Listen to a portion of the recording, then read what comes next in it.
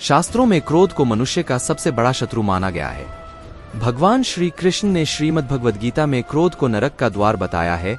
क्रोध करने वाले व्यक्ति को नहीं मिलता कर्मों का फल, भोगने पड़ते हैं कई कष्ट। हाय फ्रेंड्स, मेरा चैनल में आपको स्वागत करता हूं। मेरा चैनल को सब्सक्राइब और वीडियो को लाइक जरूर कर देना। कहते हैं कि क्रोध में व्यक्ति खुद का भी नहीं रहता। क्रोध में व्यक्ति अर्थहीन बातें करने लगता है। शास्त्रों में क्रोध को मनुष्य का सबसे बड़ा शत्रु माना गया है।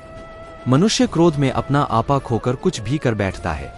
क्रोध और आंधी को एक समान बताया गया है। दोनों के शांत होने पर ही पता चलता है कि नुकसान कितना हुआ है।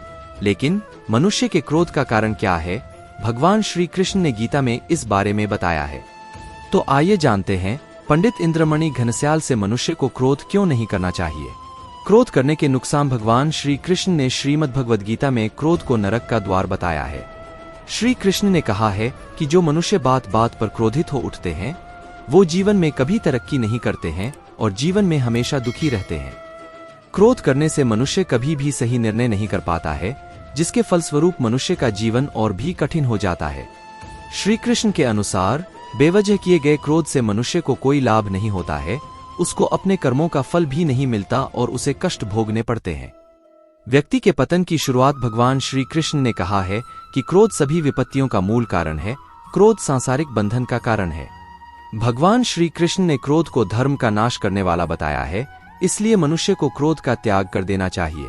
श्री कृष्ण ने बताया है कि क्रोध से भ्रम पैदा होता है, भ्रम से बुद्धि खराब होती है। जब बुद्धि व्यग्र होती है तो तर्क नष्ट हो जाता है। जब तर्क नष्ट होता है तब व्यक्ति का पतन शुरू हो जाता है। श्री कृष्ण ने भगवद गीता में क्रोध के कारण के साथ ही इसका निवारण भी बताया है। कर्म करते रहें। श्रीमद् भगवद गीता गीता के अध्याय 2 में लिखा है कि मनुष्य को निरंतर कर्म करते रहना चाहिए तथा फल की इच्छा नहीं करनी चाहिए और किसी भी कार्य को करने से पहले उसके परिणाम को जान लेना चाहिए। मनुष्य को संयम के साथ कार्य करना चाहिए तथा नित्य नियम से भगवान की भक्ति करनी चाहिए और हमेशा धर्म के मार्ग पर चलना चाहिए। क्रोध से भ्रम पैदा होता है, भ्रम से बुद्धि व्यग्र होती है। जब बुद्धि व्यग्र होती है तब तर्क नष्ट हो जाता है। जब तर्क नष्ट होता है तब व्यक्ति का पतन हो जाता है। सदैव संदेह करने वाले व्यक्ति के लिए प्रसन्नता ना इस लोक में है ना ही कहीं और। मन की गतिविधियों, होश, श्वास और भावनाओं के माध्यम से भगवान की शक्ति सदा तुम्हारे साथ है और लगातार तुम्हें बस एक साधन की तरह प्रयोग करके सभी कार्य कर रही है। ज्ञानी व्यक्ति ज्ञान और कर्म को एक रूप में देखता है, वही सही मायने में देखता है।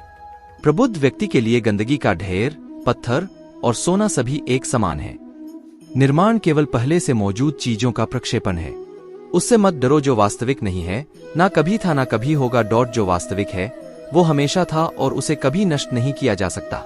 जन्म लेने वाले के लिए मृत्यु उतनी ही निश्चित है जितना कि मृत होने वाले के लिए जन्म लेना। इसीलिए जो अपरिहार्य है उस पर शोक मत करो।